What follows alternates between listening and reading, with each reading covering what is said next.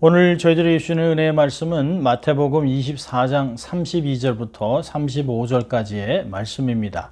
하나님 말씀을 봉독해 드릴 때 여러분의 심령과 귀의 은혜를 경험할 수 있기를 바랍니다. 말씀 봉독합니다. 32절입니다. 무화과 나무의 비유를 배우라. 그 가지가 연하여지고 잎사귀를 내면 여름이 가까운 줄을 아나니 이와 같이 너희도 이 모든 일을 보거든 인자가 가까이 곧 문 앞에 이른 줄 알라. 내가 진실로 너에게 말하노니 이 세대가 지나가기 전에 이 일이 다 이루리라. 천지는 없어지겠으나 내 말은 없어지지 아니하리라. 하나님의 말씀이었습니다. 우리가 지금 살아가는 이 시대를 말세지말이라고 합니다. 어릴 때 어르신들이 불편한 것들을 보면 아이고 말세다 말세라고 했습니다. 또 목사님들도 우리가 종말을 살아가고 있다는 말을 하셨는데요. 지금은 말세 중에 말세지말이라고 할 수 있습니다. We're living in the end time. 그런데 말은 사람들이 그렇게 하지만 사는 것을 보면 종말에 대한 의식은 전혀 없는 것 같습니다. 의학이 발달해서 사람의 수명이 100년을 넘어 150년에서 200년을 바라본다고도 얘기합니다. 미국은 육군, 해군, 공군을 넘어서 우주군을 창설했습니다.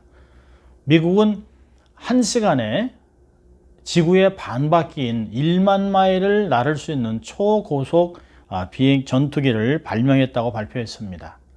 또 수년 안에 나르는 자동차가 상용화될 것이라고 얘기합니다. 이제는 자동차들이 하늘을 나는 것들을 아마 보게 되고 그런 차를 타지 않게 되겠나라는 생각을 합니다.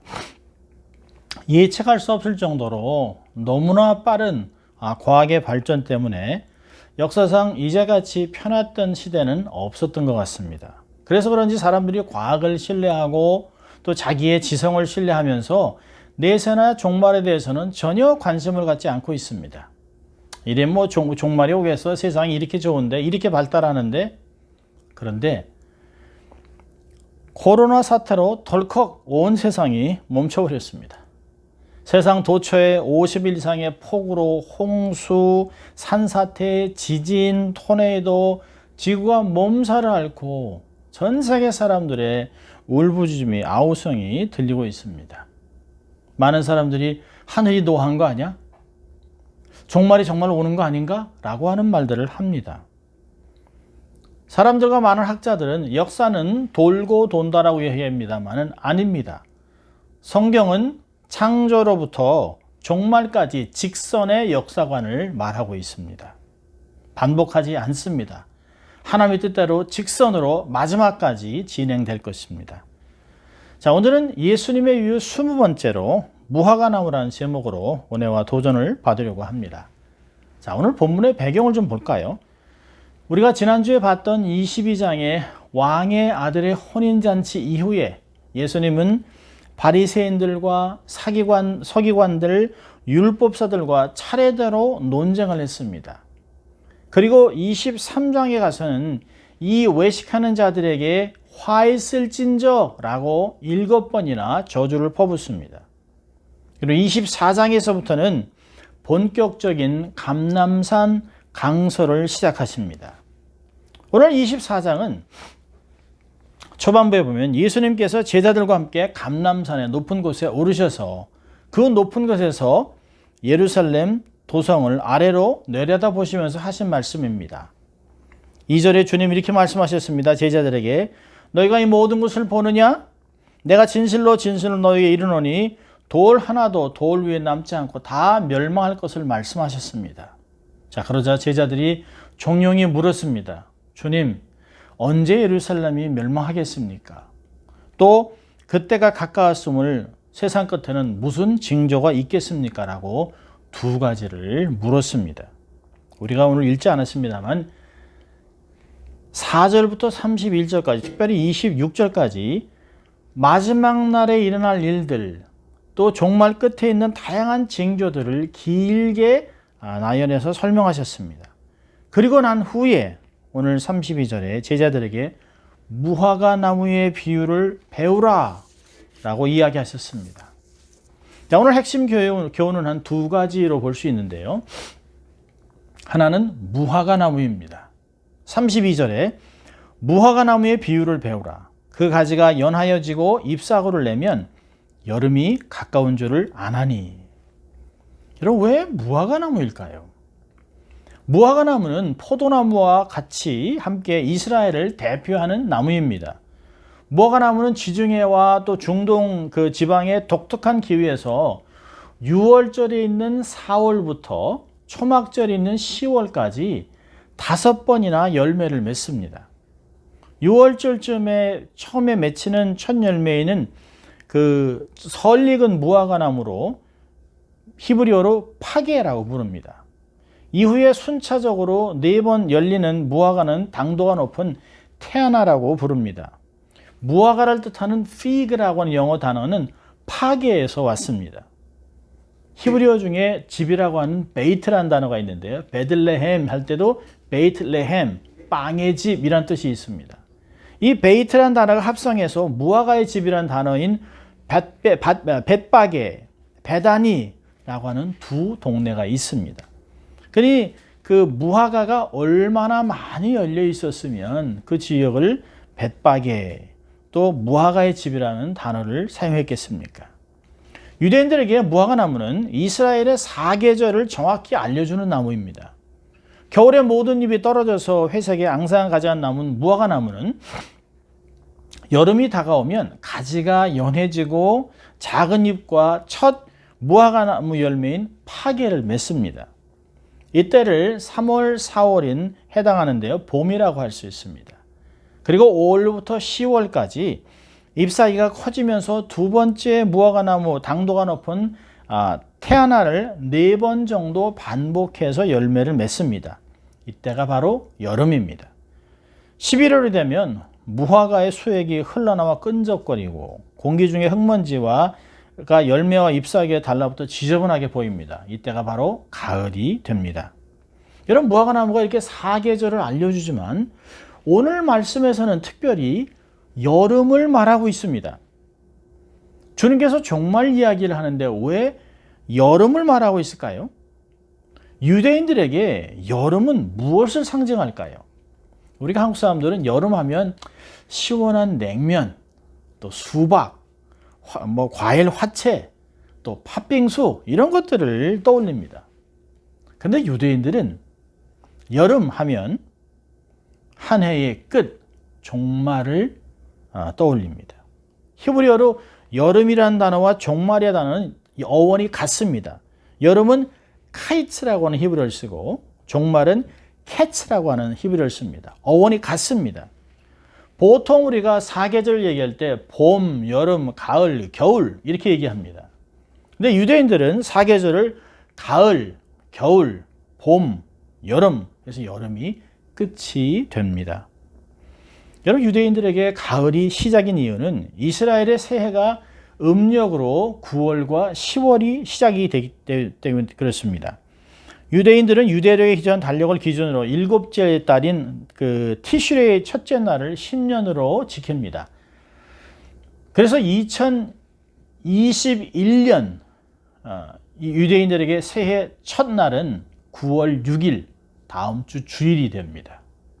그래서 유대인들은 한 주를 쉬고 욤키퍼를 지내면서 8일 동안 거의 2주를 첫 해를 이렇게 보내게 됩니다. 2021년 로시 하샤나는 9월 6일입니다. 가을의 새해를 시작하는 유대인들에게 한 해의 끝은 여름입니다.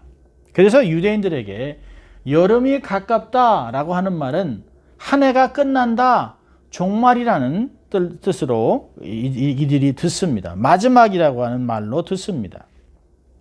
자, 그렇다면 33절, 34절에 주님이 이렇게 얘기하시면서 임박한 종말을 얘기하고 있습니다. 이와 같이 너희도 이 모든 일을 보거든 인자가 가까이 곧 문 앞에 이른 줄 알라. 내가 진실로 너에게 말하노니 이 세대가 지나가기 전에 이 일이 다 이루리라. 여러분, 주님께서 문 앞에 이르렀다고 하는 건 곧 임박했다는 뜻보다 언제든지 올 수 있다라고 하는 그런 의미를 갖고 있습니다. 여러분, 무화과나무의 비유의 초점은 무화과나무를 보고 사계절을 알 수 있고 특히 유대인들에게 종말을 뜻하는 여름이 가까운 것을 알 수 있다는 것입니다. 무화과 나무가 이스라엘 나라를 상징하고 여름과 종말이 같은 개념이라면 이스라엘 나라의 종말이 가까웠다는 것을 알 수 있습니다. 여러분 4절에서 28절까지 언급한 예루살렘의 포위, 거짓 그리스도들, 또 거짓 선지자들이 나타남, 이런 것들을 보게 되면 인자가 문 앞에 이르는 줄 알라고 하셨습니다. 또 멸망에 가증한 것을 보게 되면 예루살렘 성전의 환란을 예언하신 것입니다. 누가복음 21장 20절은 너희가 예루살렘이 군대들에게 에워싸이는 것을 보거든 그 멸망이 가까운 줄 알라 라고 정확하게 예루살렘의 멸망을 예언하셨습니다. 그 예언을 기록하셨습니다. 오늘 본문에 이 세대가 지나가기 전 이 말씀은 자기와 함께 생존하며 살아갔던 제자들의 시대가 경험하게 될 임박한 멸망에 대한 것입니다. 자, 그러나 이 세대라고 하는 것은 여러 이중적인 의미가 있습니다. 예수님이 생활했던 시대, 또 신약 전체의 세대, 우리가 지금 살아가고 있는 시대로부터 예수님이 재림할 때까지의 모든 세대를 의미하고 있는 것입니다. 그렇다면 우리는 이미 이루어진 것과 앞으로 이루어질 사이에서 살아가고 있는 것입니다. 초림과 재림 사이를 살아가는 것이 우리 성도들의 삶입니다. 그래서 이것을 already but not yet, 이미 주님이 오셔서 종말이 시작되었지만 마지막 재림까지 계속 진행된 것을 이야기하고 있습니다. 여러분, 어떤 사람들은 이렇게 얘기합니다. 코로나 사태와 이상기온으로 나타난 천재지변을 갖고, 아니 이전에 뭐 아무 일이 없었던 것 같이 왜 이렇게 난리를 피느냐 라고 조롱하고 비아냥거리기도 합니다. 그러나 중요한 것은 재난이 반복되면서 가중되면 이것이 의미하는 것이 무엇인지를 느껴야 되는데요, 전혀 무감각으로 살아가는 영적인 무감각, 그것이 아주 중요한 것입니다. 여러분, 주님 말씀하셨습니다. 천지는 없어지겠으나 내 말은 없어지지 아니하리라. 여러분, 하나님은 시건하지 않습니다. 주님의 말씀은 완벽하게 다 이루어질 것이라고 이사야 55장은 말하고 있습니다. 여러분, 주님이 하신 말씀은 이제까지 모두 이루어졌습니다. 지금 이루어지고 있습니다. 그리고 완벽하게 한마디도 땅에 떨어지지 않고 다 이루어질 것입니다. 아멘입니까? 하나님 말씀을 믿는 게 중요한 것입니다. 하나님 말씀대로 천지는 없어지겠으나 주님이 하신 말씀은 반드시 다 이루어질 것이라고 얘기하셨습니다. 자, 오늘 짧은 이 비유를 통해서 우리에게 주시는 두 가지 교훈을 삶에서 적용해 보려고 합니다. 자, 첫째로는 때를 분별하라고 하는 것입니다. 때를 분별하라. 우리가 잘 알고 있는 전도서 3장에서는 범사에 기한이 있고 모든 목적이 이룰 때가 있다라고 얘기했습니다. 태어날 때가 있고 죽을 때가 있고 심을 때가 있고 뽑을 때가 있고 울 때가 있고 웃을 때가 있다라고 했습니다. 여러분, 인생에서도 공부할 때가 있습니다. 사랑할 때가 있습니다. 일할 때가 있습니다. 인생을 정리할 때가 있습니다. 여러분, 예수님도 때가 되어 육신의 몸을 입고 동정녀 마리아를 통해서 오셨습니다. 십자가를 지신 것도 부활하신 것도 때를 따라 이루셨습니다. 성령님이 오신 것도 오순절에 때를 맞춰서 오셨습니다. 그렇기 때문에 주님이 때를 따라 주님의 때에 재림하실 것이라고 하는 것입니다. 그 재림을 우리는 기다리고 살아야 합니다.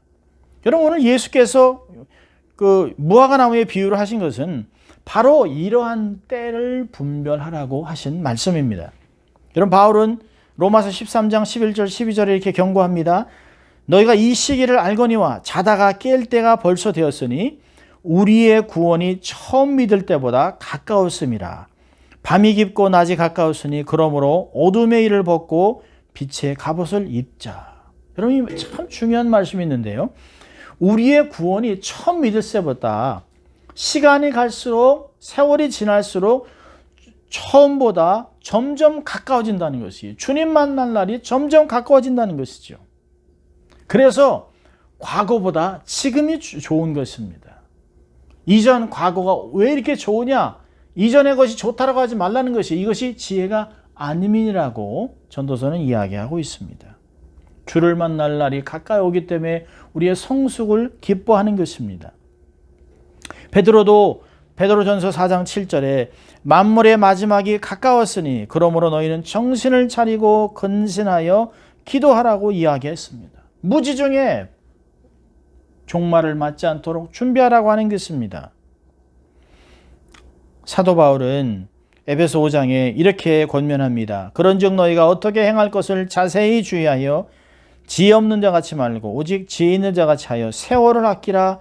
때가 악하니라. 주님이 오실 때가 되면 점점 사단은 자기의 때가 얼마 남지 않은 것 때문에 믿는 자라도 실족하기 위해서 우는 사자같이 온 세상에 두루 돌아다닌다고 이야기하고 있습니다. 여러분, 세상은 점점 좋아질 것 같죠? 아닙니다. 점점 악해질 것입니다. 죄가 관영하게 될 것입니다. 주님이 오시지 않고서는 해결이 안 되는 일이 점점 많아질 것입니다. 그래서 결국 우리들이 마라나타를 외치게 되는 것입니다. 여러분, 아무 생각 없이 세상에 묻혀 지내면서 세상과 동화되지 말아야 합니다. 세상 우리가 잠시 지나가는 것입니다. 영원히 구할 것이 아닙니다. 매사에 하나님의 뜻과 때를 철저하게 분별해야 합니다. 여러분, 언제가 주의 일을 하기에 제일 좋은 때일까요? 조금 더 벌고 조금 더 나이가 먹고 모든 일 멈춘 후에? 아닙니다. 주를 위해 섬기기 최고의 때는 바로 지금입니다. Right now. 지금이 제일 좋은 때입니다. 지금이 주를 위해 헌신할 최고의 시간입니다. 미루지 마십시오. 내일은 아무도 장담하지 못합니다. 후회할 일을 만들어서는 안 됩니다. 자, 그러면 때를 분별하기 위해서는 어떻게 해야 될까요? 첫째로는 영적으로 깨어 있어야 합니다. 마태복음 26장 41절에 주님이 제자들을 데리고 겟세마네 동산에 가서 잠시 기도하자고 그랬는데 그 시간을 깨어있지 못하고 좁니다. 그래서 주님이 오셔서 시험에 들지 않게 깨어있어 기도하라 라고 얘기하셨습니다. 여러분, 우리가 운전을 하면서 깜빡 졸다가 대형 사고가 나는 것을 자주 목격하게 됩니다. 여러분, 졸아도 위험한데 잠을 자고 있다면 얼마나 위험하겠습니다. 절대로 잠들면 안 됩니다. 무방비 상태에서 사단의 공격에 속절없이 당할 수 있습니다. 깨어서 냉철하게 모든 것을 판단해야 합니다. 여러분, 노인들이 가장 두려워하는 것이 치매라고 합니다. 치매는 살아있고 숨쉬고 평상적인 행동을 하는 것 같지만 기억력과 판단력을 자꾸 잃어버립니다. 그래서 결국에는 자기가 사랑하는 가족, 남편, 아내, 자식까지도 다 알아보지 못하게 됩니다. 얼마나 안타깝습니까? 여러분, 육신의 치매보다 더 무서운 것은 영적인 치매입니다. 이제까지 받았던 하나님의 은혜, 사랑, 신앙생활 다 잊어버리고 살아갑니다. 그리고 세상의 사람들하고 똑같이 선과 악을 구별도 하지 못하고 그들을 흉내내며 살아가게 됩니다. 여러분, 이러면 안 되는 것입니다. 골로새 4장 2절은 사도 바울이 기도를 항상 힘쓰고 기도에 감사함으로 깨어 있으라라고 하는 것입니다. 여러분, 우리가 기도가 멈췄다든지 기도의 힘을 잃었다든지 감사가 줄었다는 것은 영적인 치매 초기 증상입니다. 조심해야 합니다. 우리는 영적으로 깨어 있어야 합니다. 그래야 때를 분별할 수 있습니다. 또 어떻게 해야 때를 분별할 수 있을까요? 성령의 충만을 구해야 합니다. 내 생각, 내 경험으로 살아가는 것이 아닙니다. 성령의 인도함을 받으면서 살아야 합니다. 여러분, 매사에 느낌으로 운전하지 말고 경험으로 운전하는 것이 아니라 모르는 길을 가면 정확한 내비게이션을 따라야 합니다. 그래야 방향을 잃지 않고 정확하게 목적지에 도달할 수 있습니다. 여러분, 우리는 매일 똑같은 길을 가는 것 같지만 똑같은 일을 반복하는 것 같지만 아닙니다. 우리는 미지의 세계, 미래를 한 번도 가보지 못한 인생을 가고 있는 것입니다. 우리 힘으로 살아서는 안 됩니다. 하나님의 전신갑주를 입어야 합니다. 영적인 안전벨트를 철저하게 매야 합니다. 성령에 예민하게 반응해야 합니다. 성령님이 매 순간 우리를 진리로 인도하시고 무엇을 말하고 어떻게 행할 것지를 가르쳐 주실 것입니다. 주님이 하나님의 온전한 뜻을 알고 계십니다. 그리고 우리를 통하여 그 뜻을 이룰 수 있도록 우리를 인도하실 것입니다. 도우실 것입니다. 하나님이 기뻐하시는 열매 맺는 삶을 살게 하실 것입니다. 여러분, 성령 충만은 선택이 아닙니다. 오순절 계통 사람들의 전유물이 아닙니다. 모든 성도들이라면 반드시 성령 충만을 받고 성령의 은사와 능력을 받아 매 순간 하나님의 뜻을 분별하고 그 뜻을 이뤄가는 삶이 되어야 합니다. 아멘. 그렇게 살아야 하는 것입니다. 때를 분별하며 살아야 합니다. 두 번째로 우리 삶에 적용할 것은 마지막 때를 예비해야 합니다. 마지막 때를 예비하라. 우리가 무화과나무를 보면서 유대인들이 추수 때를 준비한 것처럼 우리는 시대의 징조를 통하여 임박해오는 종말을 예비해야 합니다. 이 비유를 통해서 주님은 하나님의 자녀들과 교회들에게 깨어있으라고 하는 의도에서 하신 말씀입니다. 종말을 예비하고 살라고 하는 것입니다. 그럼 성도들은 마지막을 위해, 종말을 위해 무엇을 준비해야 될까요? 저는 두 가지로 생각해 봤는데, 첫째는 믿음을 준비하고 있어야 합니다. 늘 믿음을 준비해야 됩니다. 여러분, 히브리서 11장 6절은 믿음이 없이는 하나님을 도저히 기쁘시게 할 수가 없습니다. 하나님께 나가는 자는 하나님이 계신 것과 자기를 찾는 자들에게 상 주시는 힘을 믿어야 된다라고 얘기하고 있습니다. 믿음은 보지 못하는 것의 실상입니다. 바라는 것의 증거입니다. 내가 보지 못하지만 믿고 가는 것입니다. 믿음은 보고 만지고 살아가는 것이 아니라 보도모처럼 믿고 살아가는 것입니다. 믿음이 없이는 주를 위해 할 일이 아무것도 없습니다. 여러분, 믿음으로 우리 자신을 하나님 앞에 알곡으로 준비해야 합니다. 여러분, 추수 때는, 마지막 때는 알곡을 찾는 때입니다. 성령의 사람들이 알곡입니다. 성령으로 충만하기 때문에 기쁨으로 사는 사람들이 알곡 신자입니다. 성령에 이끌려 거룩한 행실로 살아가는 사람들이 바로 알곡입니다. 최선을 다하여 최고의 것을 하나님께 드리며 살아야 합니다. 여러분, 사도 바울은 얘기합니다. 그러므로 형제들아, 내가 하나님의 모든 자비하심으로 너희를 권하노니 너희 몸을 하나님이 기뻐하시는 거룩한 산제물로 드리라. 산제사로 드리라고 얘기하고 있습니다. 이것이 너희에 드릴 영적 예배니라. 매 순간의 삶이라고 얘기하고 있습니다. 하나님이 흠양하시는 제물이 되라고 얘기하고 있습니다. 믿음을 가지고 하나님을 기쁘시게 하고 이 땅에서 살아가다가 주의 부르심에 아멘 할렐루야로 하나님께 품에 안기는 우리들이 되어야 하겠습니다. 믿음 없이는 불가능한 것입니다. 자, 두 번째로는 칭찬과 상급받을 것을 준비하며 살아야 합니다. 여러분, 하나님은 모든 사람에게 은사를 주셨습니다. 그 사람의 능력에 맞게 감당할 수 있는 만큼, 믿음의 분량만큼 달란트를 주셨습니다. 그들이 감당할 수 있는 만큼 건강과 시간과 재물도 주셨습니다. 여러분, 하나님께서 주신 달란트, 생명, 시간을 가지고 최선을 다해 하나님께 풍성한 열매를 남겨드려야 합니다. 우리가 또 보겠습니다마는 마태복음 25장에 그 충성된 종이 얘기한 것이, 주님 보시옵소서, 주님이 제게 주신 것을 가지고 이만큼 남겼습니다. 그때 주님께서 착하고 충성된 종아, 잘하였도다. 내가 작은 일에 충성하였음에 내가 많은 것으로 내게 맡기겠다. 내 주인의 즐거움에 참여하라 라고 하는 칭찬을 들어야 합니다. 우리는 영혼구령의 열매를 하나님께 드려야 됩니다. 다니엘서 12장 3절에 말씀하신 것 같이 많은 사람을 옳은 대로 돌아오게 하는 자는 하늘의 별과 같이 영원토록 빛나리라. 하나님이 인정해주는 그런 사람들이 돼야 합니다. 하나님께 많은 영혼들을 구원해서 열매를 하나님께 드려야 됩니다. 교회를 세워야 합니다. 선교사를 후원해야 합니다.